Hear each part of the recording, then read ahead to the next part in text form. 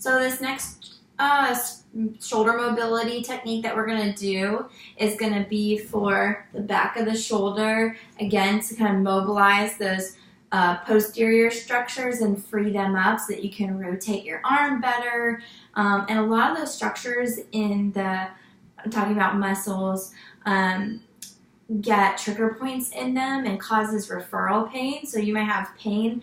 I know at least for me this happens commonly. I can get pain in the front of my shoulder, but the origin of the pain is actually coming from these muscles back behind the shoulder blade, in between the shoulder blade and the shoulder.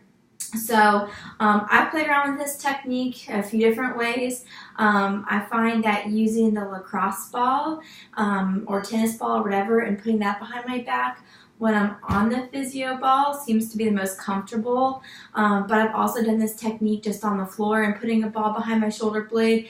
I just find that the give from the physio ball is a little bit more comfortable on the muscles. So I'll show you on the physio ball, but you can do the same thing on the floor using a tennis ball or a lacrosse ball. Okay, so I'm going to get onto my back here. To make sure you guys don't lose me. Trying to kind of stay in a position where I can rest my upper back on the ball and rest my neck on the ball. You can do it with your head up, but it just feels better to be relaxed and take some of those muscles up from the neck out of the picture.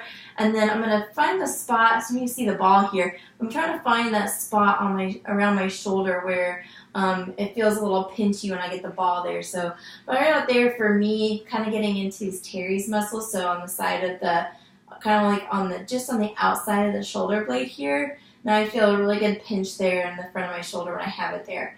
Okay, and now what I'm going to do when I find that spot, one, you can just rest there if you want to, if that feels good, okay? Two, you can just kind of move around on that spot. So right now I'm just oscillating the ball right to left. I'm just putting a little pressure on there. And then if you're really trying to get more specific into range of motion, I'm going to take my hand and I'm going to start to press it towards the ground and come back up.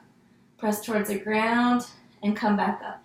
And if you notice, my elbow is staying in one spot. So you want to try to avoid the tendency to bring the whole shoulder down.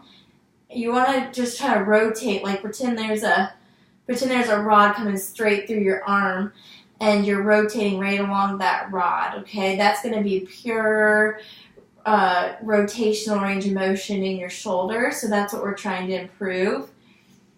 And you want to do this about 2 minutes, and honestly, you'll be shocked, but yet that pinchy feeling will start to go away as that muscle relaxes and that trigger point's released and gets blood flow to it.